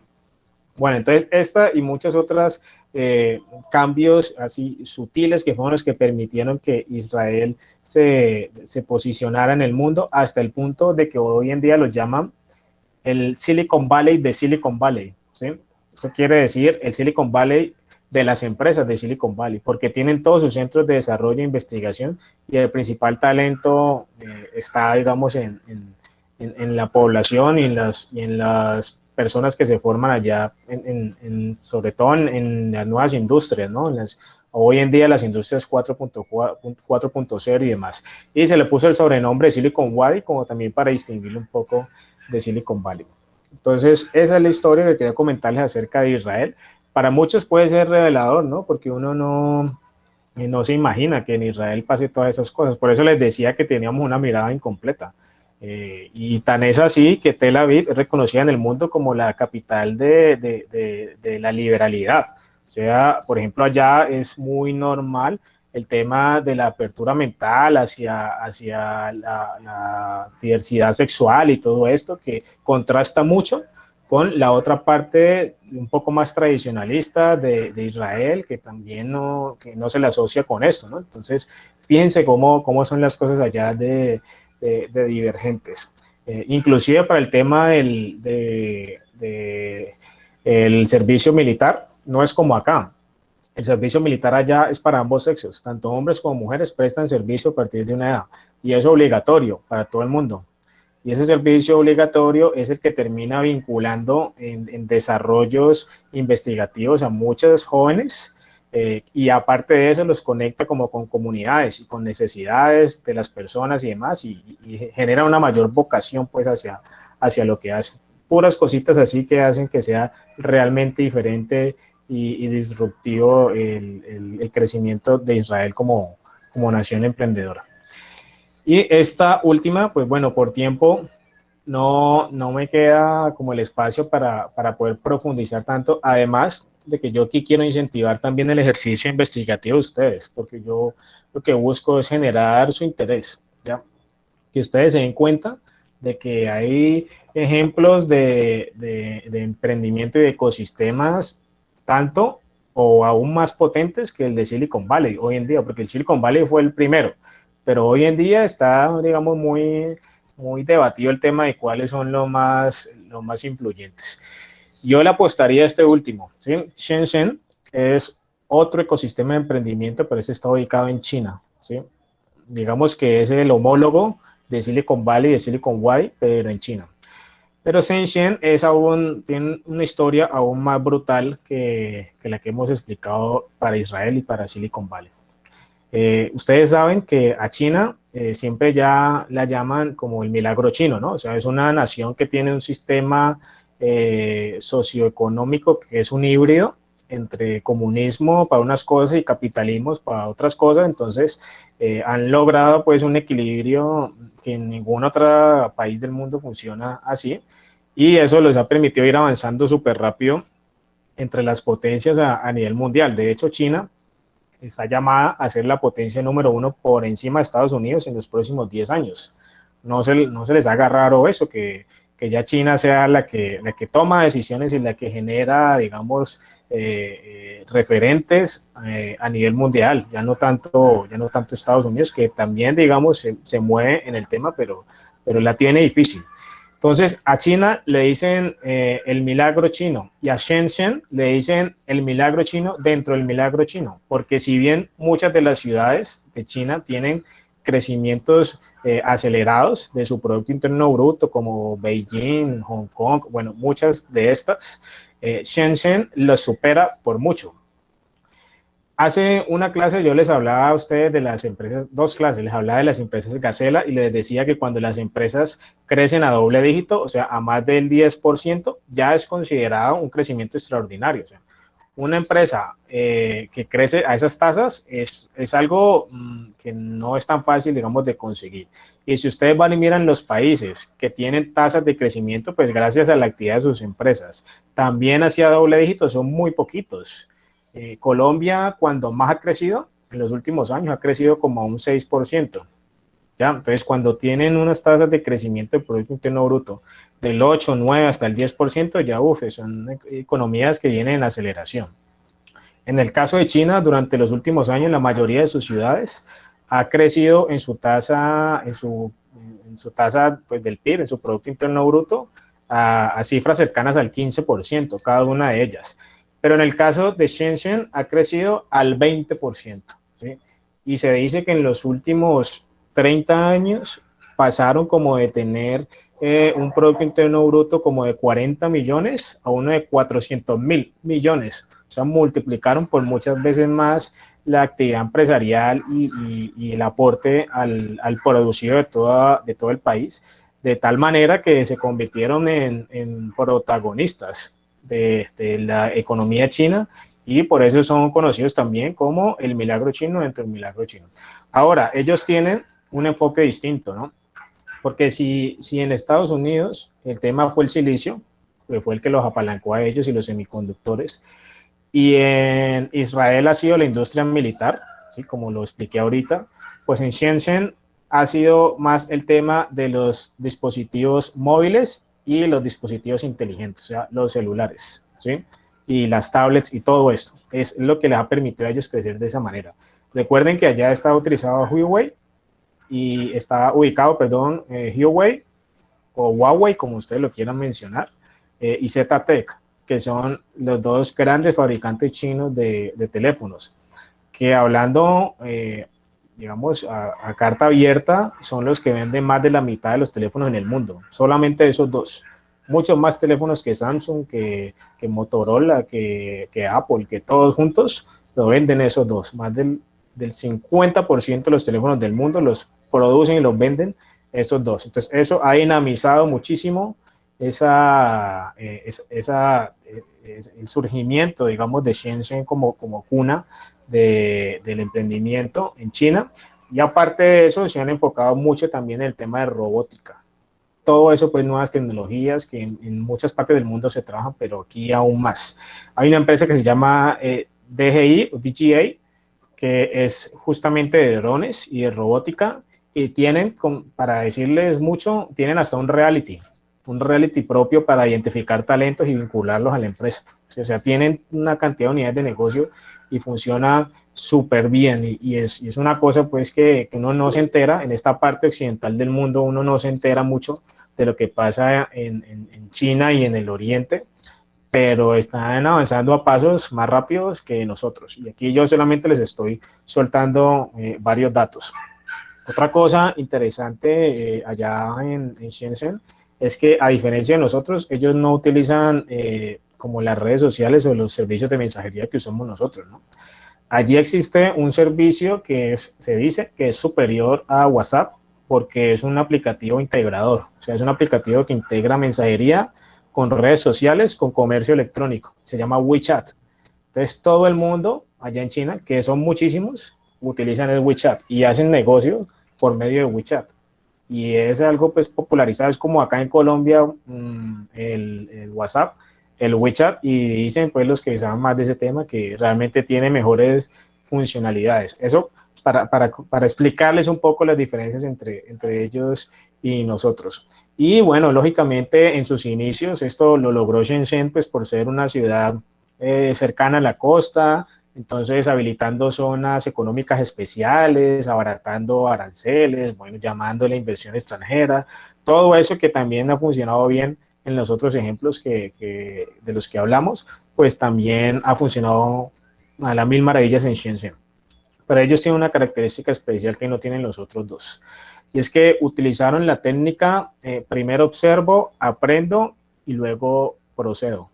Entonces, mientras Silicon Valley y todos los demás tenían el protagonismo y eran los que desarrollaban innovaciones y demás, pues China y Shenzhen, que es su corazón tecnológico, por así decirlo, cogían todo eso que desarrollaban ellos y lo empezaba a producir y a sacarle provecho, a tal punto que se volvían aún mejores que los que lo desarrollaron en hacerlo. Ya, por eso es que se dice que son la fábrica del mundo, porque se volvieron muy buenos en hacer todo lo que los otros inventaban. Pero en este momento de la historia, ya, y de hecho es una apuesta del gobierno chino, ya ellos están dejando atrás esa postura de ser replicadores, de ser fabricantes, y ese paradigma de que lo chino no siempre es bueno, no, sino que sale barato y malo. Y están empezando a hacer nuevos desarrollos a partir de los aprendizajes que han tenido. Entonces aprovecharon los logros de otros para hacer las cosas más rápidas y más baratas, pero ahorita con mayores valores agregados. Y por eso es que uno ve que los teléfonos que produce Huawei y ZTEC son bastante mejores y más potentes que los que hacen en el mundo occidental Apple y Samsung y algunos otros, aunque Samsung, pues, es coreana, pero pues tiene buena parte de su mercado también en Norteamérica y demás. Pero comparen ustedes esos teléfonos para que se den cuenta de las diferencias a nivel de desarrollo tecnológico. Y así mismo pasa con muchos otros productos. Entonces, los que quieran aprender un poquito más acerca de cómo China ha avanzado tan rápido, pues denle una mirada a Shenzhen para que se den cuenta de cómo es que ha funcionado el asunto por allá. Y despertémonos, espabilémonos un poquito más para entender que el mundo está conformado por todos, y muchos en esta otra parte del mundo pues están haciendo las cosas igual de bien, inclusive mucho mejor. Profe, una cosita, es que yo estoy investigando un poquito, analizando un poquito la evolución del proceso económico de China, y de su comienzo, ellos aplicaban una práctica, pues bueno, yo la veo muy oportunista, que la supieron aprovechar. Ellos utilizaban las empresas, aprendían todo lo de la empresa y luego sacaban las empresas y ellos hacían los productos que necesitaban hacer. Eso también, pues, haciendo pues sus propias investigaciones. Y es muy interesante porque de hecho creo que es el único país que yo veo o he mirado que tiene una criptomoneda como moneda oficial del país, que es el DSP, creo que ellos utilizan. Ujú. Es una moneda que está, supuestamente está en proceso de análisis, pero igual ellos ya la tienen implementada. Entonces me parece interesante pues ese proceso evolutivo que ellos han tenido. Otra técnica que ellos también utilizan y que pues no sé, dependiendo del análisis que uno le haga, que es que en China es muy difícil montar una empresa. Si vos no estás asociado con un chino, no montas una empresa en China. Entonces eso también es algo que le ha permitido a ellos estar incorporado en todos los proyectos que han sido beneficiosos para la industria. Claro, es que mira que el tema en China es como si fuera otro mundo, ¿no? O sea, si tú no tienes allá alguien que te oriente y que te ayude a conocer cómo son las dinámicas muy diferentes a lo que uno está acostumbrado, difícilmente vas a poder abrirte espacio, ¿no? Y de hecho, en ese sentido son bastante regionalistas y actúan como bloque.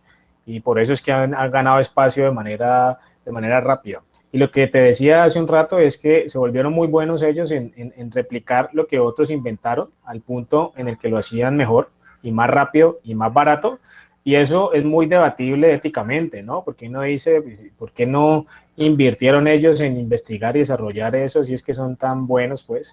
Pero lo cierto es que ahorita es que están dando ese cambio, ese viraje y hacer como la lucha más frontal hacia el resto de economías que aportan mucho, digamos, a nivel de invención y patentes y ese tipo de desarrollos en el mundo, ¿no? Y ahorita sí están cumpliendo con ese rol.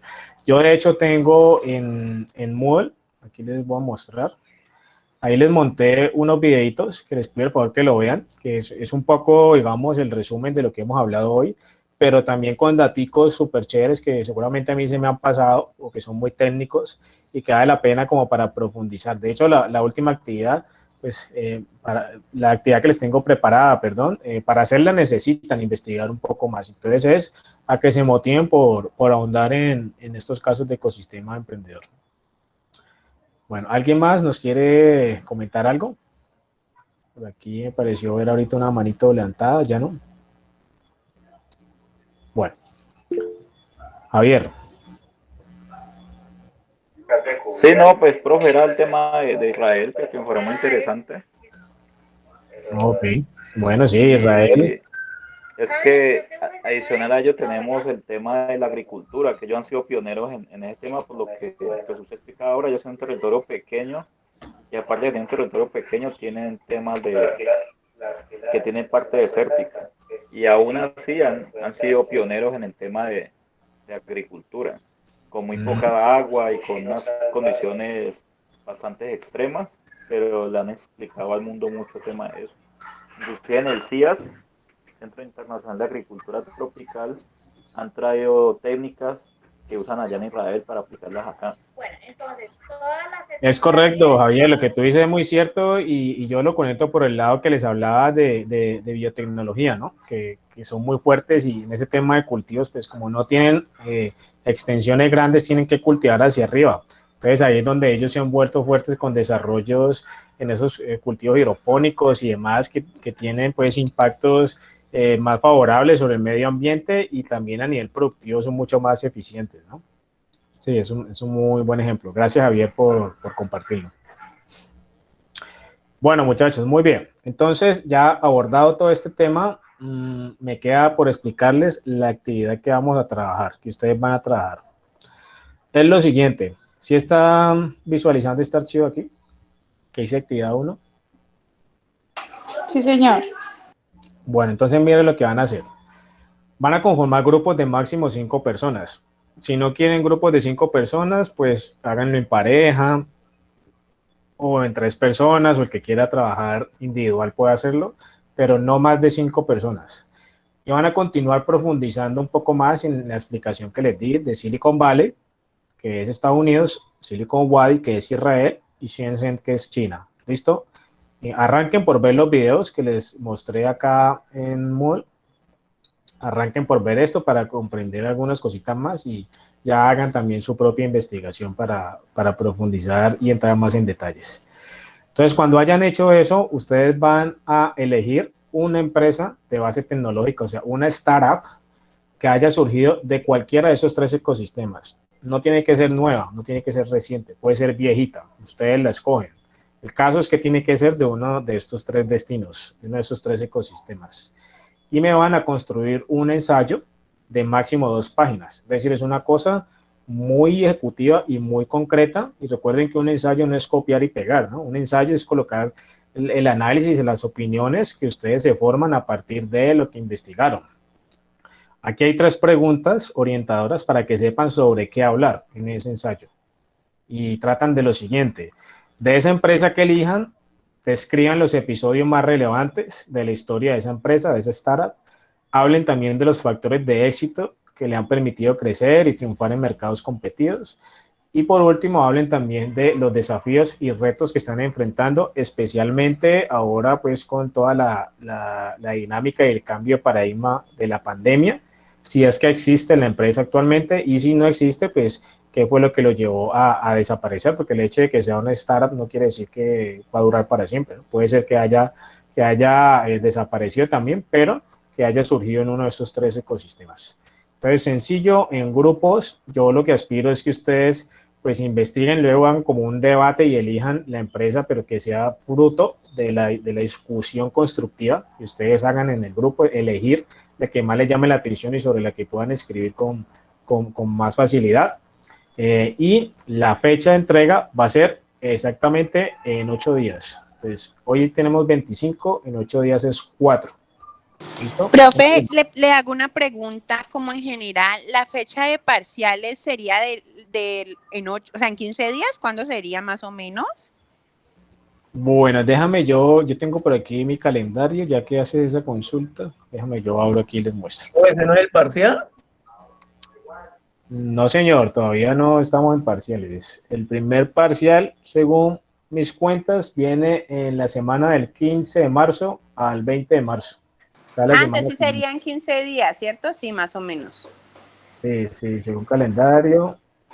No, sería del próximo jueves en 15 días. O sea, nos quedan 2 clases más. Nos queda la clase del 4 del 11 y luego sí la del parcial. Gracias. Se supone que todos los profesores tienen ese mismo cronograma, ¿cierto? Así es, todos tenemos que hacer los parciales del 15 al 20 de marzo. Ah, bueno, gracias, profe. Bueno, con gusto. Entonces, la fecha de entrega es el 4 y el medio de entrega es por aquí por Moodle. Entonces, mañana yo les habilito aquí abajito, donde está la clase de hoy, les habilito por acá el link de entrega para esta actividad. Y ya saben que van a tener plazo hasta el próximo jueves. ¿Listo? ¿Es un trabajo por grupo o cada uno hay que subirlo? No, es un trabajo en grupo, por eso les hablo de máximo 5 personas. Un ensayo por grupo de máximo 5 personas. Ok, esas diapositivas y el video se lo sube a Moodle también, ¿cierto? El video de la clase. No, los videos que usted dice que sobre lo que vamos a hacer el trabajo. Ya están allí. Ah, ok. Ya están aquí colgados, o sea, esto es de Moodle. Tienen que entrar a mirar lo que les estoy mostrando. Y esto es solamente para arrancar la investigación. Ustedes van a tener que buscar por otros medios, en Google, en donde quieran, la startup que van a elegir, ¿no? No es suficiente quedarse con los videos. Los videitos son cortos, de 10 minutos, más o menos, pero sí dicen mucho. Pero tienen que complementar esa investigación. Bueno, ¿más preguntas, muchachos, señoritas? ¿Todo claro hasta aquí? No, profe, ¿el formato de entrega del trabajo es cualquiera? En Word, un archivo en Word, donde estén los integrantes y el ensayo tal cual como se lo solicito. No más. Ok, profe. Bueno, muchachos, muy bien. Entonces, con esto damos por terminada la clase de hoy. Hoy no vamos a hacer llamado a lista, no se preocupen. Habrán ocasiones en las que no lo hagamos, otras clases en las que sí lo hagamos, dependerá mucho también de la participación y la dinámica de la clase, pero hoy no lo vamos a hacer. Y espero que este tema que les acabo de compartir haya sido del interés de todos, que realmente se hayan sorprendido, como en el buen sentido de la palabra, porque eso significa que están aprendiendo cosas nuevas y que suman a esa mentalidad que yo quiero llevarlos mirar las cosas de una manera distinta desde el punto de vista del emprendedor, desde el hacer, desde mirar qué es lo que está funcionando en el mundo y cumpliéndole la premisa de que lo que va a estar presente en esta clase todo el tiempo es información actual, información útil para ustedes ahorita o en otro momento, ¿sí? Como lo que acabamos de saber de los ecosistemas. De resto, pues recomendarles que se cuiden mucho por lo que hablamos al principio. No hay que dar papaya, que tengan un feliz fin de semana todos, muchachos, y estaré atento. Yo creo que a partir de mañana recuperaré el acceso a WhatsApp para que sigamos en contacto por ahí y les compartiré después entonces la grabación de la clase. Profe, una Yo, profe, preguntita. muchas gracias.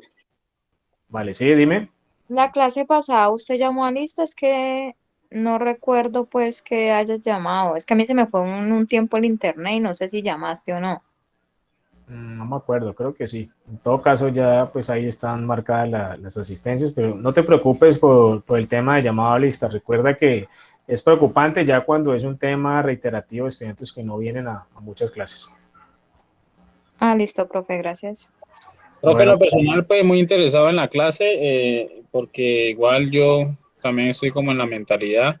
Cuando yo hice el inicio, pues, o la introducción al emprendimiento, pues no tenía el conocimiento que tengo ahora sobre la empresa y sobre los proyectos de este tipo.